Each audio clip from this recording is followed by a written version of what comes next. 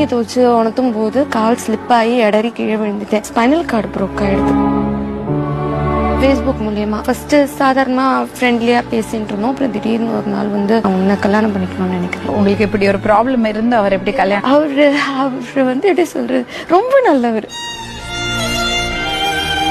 அப்பா வந்து நீ லவ் பண்றியா? நீ சத்தியமா நான் லவ் பண்ணலப்பா. அப்புறம் எப்படி அவன் சொன்னான், நீ பண்ற ஆமாப்பா நான் பண்றேன், இப்ப என்னப்பா வருது அப்படின்ட்டு. நம்ம ஆனா அவரை லவ் பண்ணவே இல்லையே, நம்ம பண்றோம்னு சொல்லிட்டோமே, சரி அதை நிஜமாக்கிடலாம் அப்படின்ட்டு நான் அவர்கிட்ட சொன்னேன். நான் உங்களை லவ் பண்ணவே இல்லை, ஆனா லவ் பண்றேன்னு நான் சொல்லிட்டேன், அப்ப லவ் பண்ணலாமா அப்படின்னு கேட்டேன். பொண்ணு வந்து கேட்டாங்க. அப்புறம் பொண்ணு கேட்கல. அதுக்குள்ளேயே என் மாமியார் என்ன காரை வச்சு தூக்கிட்டாங்க. இந்த ஜென்மால நமக்கு குழந்தை இல்லைன்னா அடுத்த ஜென்மா இல்லைன்னு அர்த்தம். அதனால நம்ம குழந்தை வேணாம், நீ எனக்கு குழந்தை, நான் உனக்கு குழந்தை, விட்டு தள்ளு அப்படின்ட்டு. இப்ப மாமியார் உயிரோடு இல்லை. ஆமா, அவர் போன ஒரு வருஷத்துலயே போயிட்டு. யாரு போன? எங்க வீட்டுக்காரர். ஆமா, அவர் இறந்து